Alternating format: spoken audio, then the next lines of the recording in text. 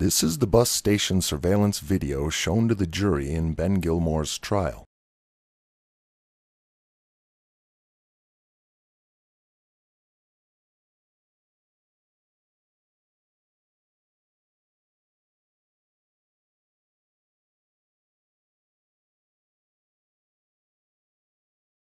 Further analysis of this video presents some intriguing factors. The first view shows flames emerging from the center-west side of the building. The flames have broken through the windows and are coming over the top of the building, the same as witnessed by a Penny Flats tenant. As the camera swings back, there appears to be an unusual and unnatural rate of fire growth.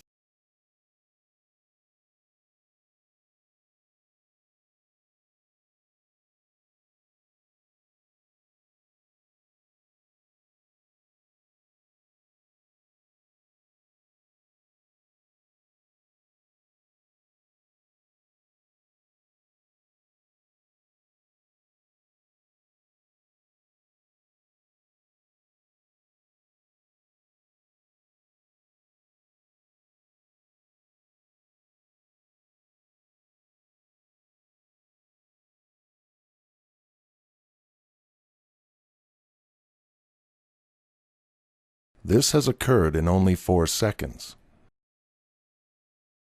Let's take a closer look. As there is no wind, the nature of the smoke is to rise directly upwards. Has enough time passed to consume the structure and create smoke clouds of this size and distance from the source? Observe the light on the ground.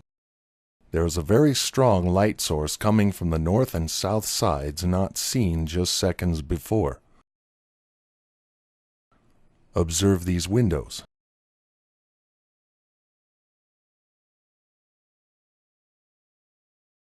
There are no openings to the stairwell shaft to allow reflected light from the interior.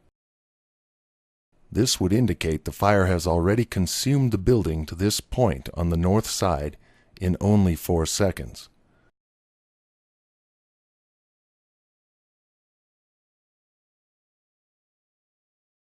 What we are seeing does not seem possible in this short amount of time. Further in the surveillance video, I found a disturbing anomaly which, in this filmmaker's opinion, could be evidence of splicing.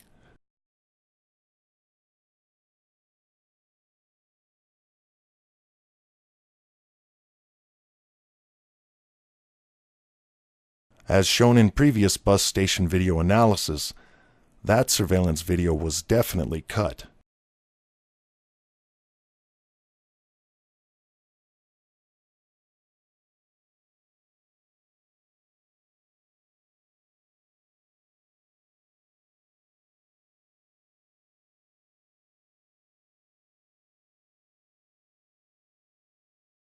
"202.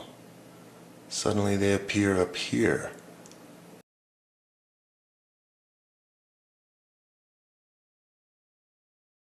The 2 men standing here disappear, and then one of them reemerges here. It jumps to 324.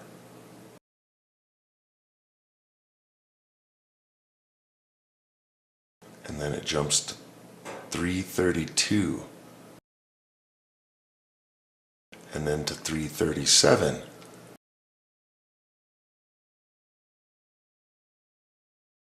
This video was taken by a resident of Penny Flats.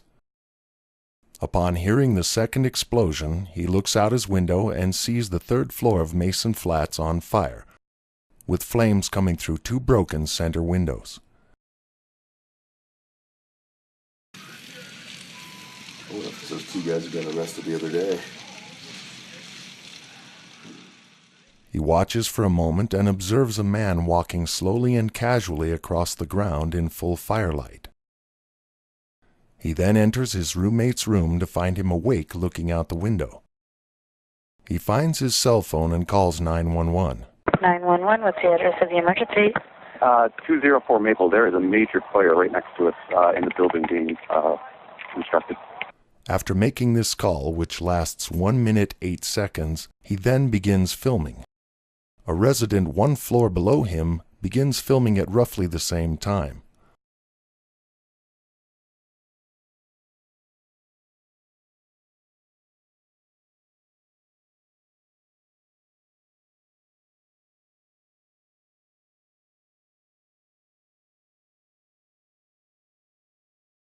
The timestamp of this video footage is 3:39 a.m.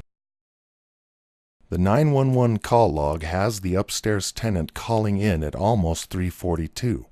And could you tell me what they were wearing, or if they got in the car? It was like a black hoodie, maybe dark green pants. 2 to 3 minutes after this video was shot.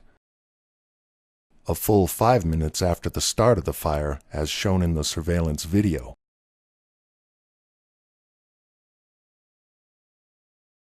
This is the earliest picture taken by a witness who lives across the street and was awakened by the same explosions.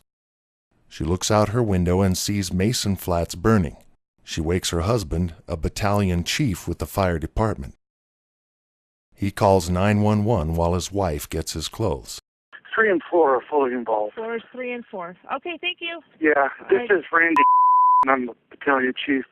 I'd recommend a second alarm on this. The call is listed at 3:39. Afterwards, he gets dressed to join the fire scene. He tells his wife to get her camera and document the fire. She finds her camera, goes onto the balcony, and takes this picture. It very closely matches the videos taken by the Penny Flats tenants. This picture was taken at roughly 3:40. Observe the sheeting still remaining between the windows.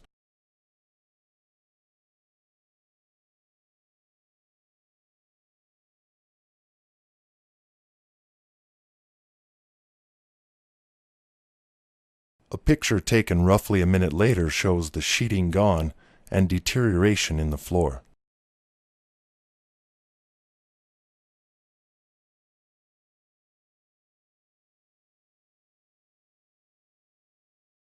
The witness who took this picture told the court she believed the building had been burning for a while when she first saw it.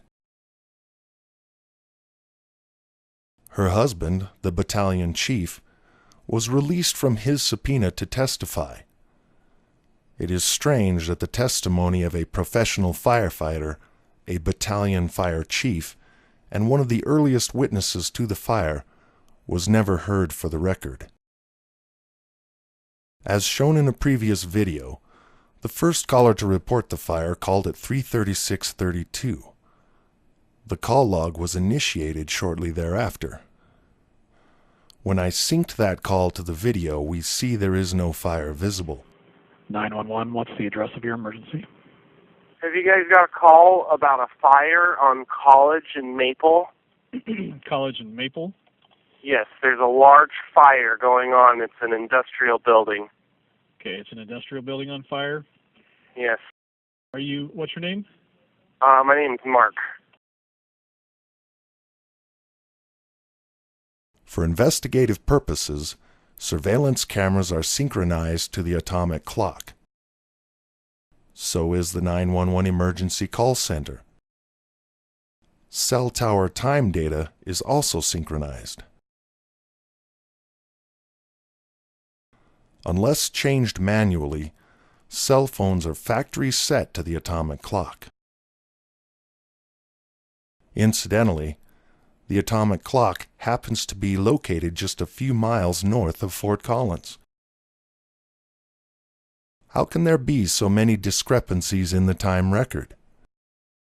And when I went to the front of the condo, I saw the flames, and it was about 3:35. Okay. So what makes you think it was 3:35? Yes, I know it was 3:35 when I woke him up, because by the time I called the first time, it was 3:36. And it was busy, and then we waited a little bit, and I called at 3:38, because you can tell on your phone when you call. As anyone knows, seconds are critical during a fire, let alone 2 to 3 minutes.